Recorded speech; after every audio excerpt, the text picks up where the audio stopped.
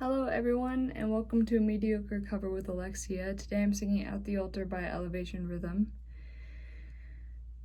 And I was just at camp this last week with my girls, and it wrecked me. I wasn't expecting to get totally destroyed by the Lord myself, but here we are. The theme was nothing wasted, and I don't know how much of my story you know or don't know, but a couple years ago, I got diagnosed with bipolar disorder, which is a mood disorder that is dysregulated moods. So very high highs like mania, which is like not eating, not sleeping, thinking crazy thoughts, like doing things you wouldn't normally do, like literally outside of your mind, like not healthy highs. Euphoria, really. To really low lows like depression, not being able to get out of bed, not able to take care of myself, like laundry, shower, cook, like all the things, just feeling so low and so hopeless, with suicidal ideation, and then everything in between to like irritability, mood swings. I just was not, I can imagine not the most fun person to be around when I was undiagnosed because I was crying all the time and just so lost on what was going on with me. And so, like, in hindsight, my diagnosis, and I'll get into this a little bit more later, but my diagnosis was so good for me because it put an end to the wondering about what was going on. But it's also been really hard. It took me from the life that I was living in Houston, Texas, and I was helping lead worship with students and like doing an internship and working at a coffee shop I really enjoyed, and I had to leave. I had a manic episode that lasted multiple days, like over a week, and I had to move back because we didn't know what was going on with me at the time. We didn't know this was a manic episode. We just knew I was acting like very different from how I am. And I had to move back to Minnesota, move back in with my parents, and I like literally couldn't function mentally. Like I was in such a rough place mentally, just like recovering. Because when your brain is going on end, it's almost like healing from like a brain injury. Like it's traumatic to your brain to never stop. And I took up a job that was just like production line worker, so just filling in boxes and shipping them out. And I did that for months before I got a different job. And I remember when I was job searching, I was like, okay, well, if I was called to worship ministry at one point, like surely that's what I'm going to do again. And it just didn't work out. Like every time I was trying, it just didn't work out. Just kept getting rejection after rejection. I'm like, well, I have to work. Like I can't just not work. So I am in a job that's very different from what I used to be called to. And that's the thing is like the American church really presses in on you need to find your calling. You need to find like why God brought you here. And they really push that upon kids. I still feel like a kid. But anyway, I really struggle with like, well, if I used to do this, like I should be able to do it again. And that's still a question that I hold today. But over the last couple years, looking at my life, I've been like, why? And I prayed. This was so cool. At camp, there was a piece of paper that we got, and we wrote on it, and wrote all the things that we want to lay down at the altar. But basically, the way he phrased it before, that was what we did. He's like, put everything that you don't want to take with you. So, like, I wrote on this paper, like, God, this feels like a detour and not the plan. Here's all the things over this last couple years, blah, blah, blah. And then we crumpled up the piece of paper, held onto it, and at a moment in the song, we threw it at the altar. And, like, there was, like, over 1,000 kids there. So there's no way that we could find the paper that we threw. Like, we had to leave it at the altar. And what a vulnerable moment to write it all out and then to throw it. That was terrifying in and of itself. But the next day, the speaker said, the detour is not the destiny, or the detour is not the destination. And I was like blown away, because I literally said, I feel like I'm a detour and not the plan. And I guess in a scary way, it's like a confirmation that, like, I am on a detour. This wasn't the plan, in a sense that, like, not that God was like, oh my gosh, what's going on? What's happening? He wasn't ever scared, but, like, the plan that I thought I had for my life, it feels like a detour. And, like, whatever this is that's going on is not the destiny. It's not the destination. Like, it's gonna move from here. But also, like, what does it look like to be here? Because this is where I am. If I don't live in the moment, like, I'm missing out. So, all that to say, nothing was wasted in the hurt. I have yet to see a lot of that reason.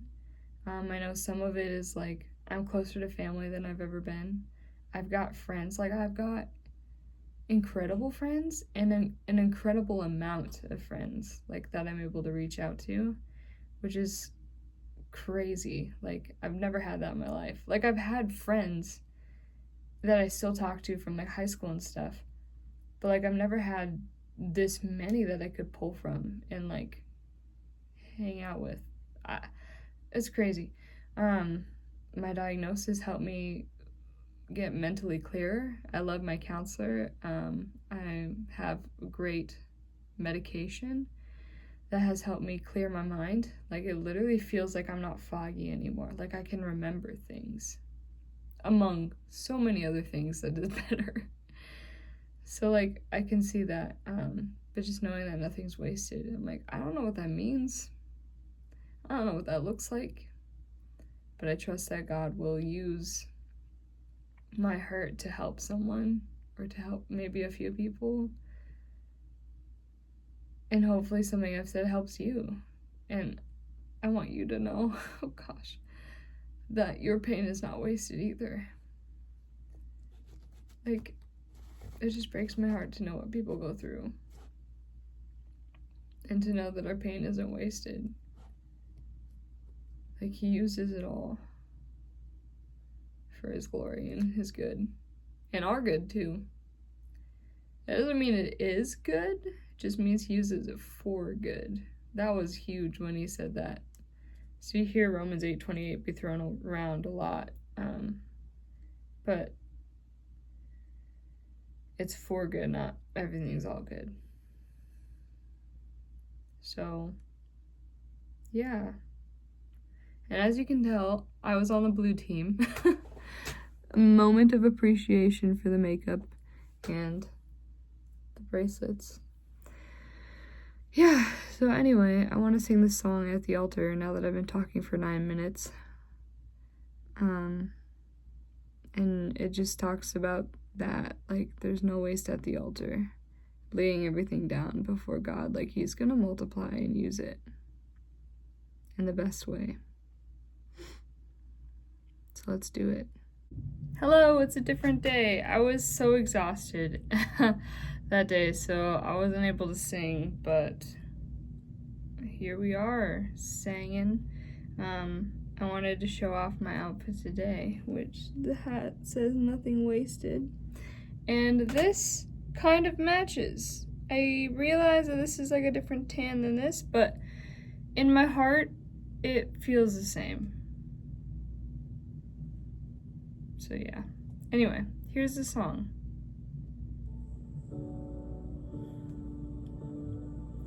I'm removing all of the things that would move me further from you. I think you could not be enough.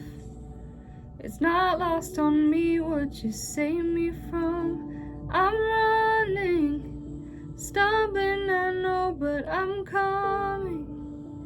To give you this offering, my worship I'll never withhold.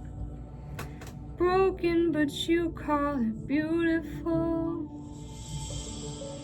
Where the tears of the desperate reach the feet of the Savior, nothing I wouldn't offer. There's no waste at the altar. Where the heart of surrender meets the hands of the Maker, nothing I wouldn't offer. There's no waste at the altar. You can use everything. Things I've treasured couldn't come close to your presence. Grace upon grace, who could measure? No, nothing could measure. I'm returning, oh, back to the one I am running. To give him my love, he took a sinner like me. Wash me with grace and then set me free. Where the tears of the desperate reach the feet of the Savior, nothing I wouldn't offer. There's no waste at the altar. Where the heart of surrender meets the hands of the Maker, nothing I wouldn't offer. There's no waste at the altar. Waste at the altar. There's no waste at the altar. There's no waste at the altar.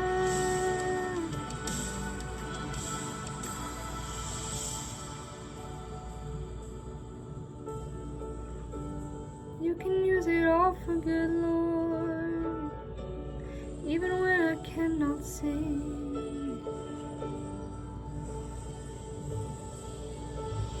Come lay your broken dreams at the altar, and every victory at the altar. Fear and anxiety cannot live here. There's no waste at the altar. Your heart sing out and tell him you love him. Don't make it perfect, just let it be honest. He can use anything, sit back and watch him. There's no waste at the altar. Come lay your broken dreams at the altar, and every victory at the altar. Fear and anxiety cannot live here. There's no waste at the altar. Tell him you love him. Don't make it perfect, just let it be honest. He can use anything, sit back and watch him. There's no waste at the altar. There's no waste at the altar. There's no waste at the altar. There's no waste at the altar.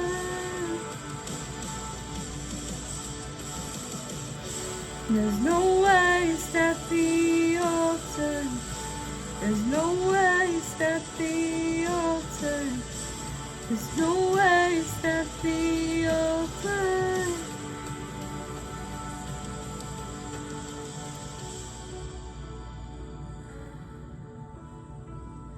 Lay it all down, lay it all down. Lay it all down, lay it all down. Lay it all down, lay it all down. Lay it all down, lay it all down. Lay it all down, lay it all down. Lay it all down, lay it all down. There's no waste at the altar. Lay it all down, lay it all down. Lay it all down, lay it all down. Lay it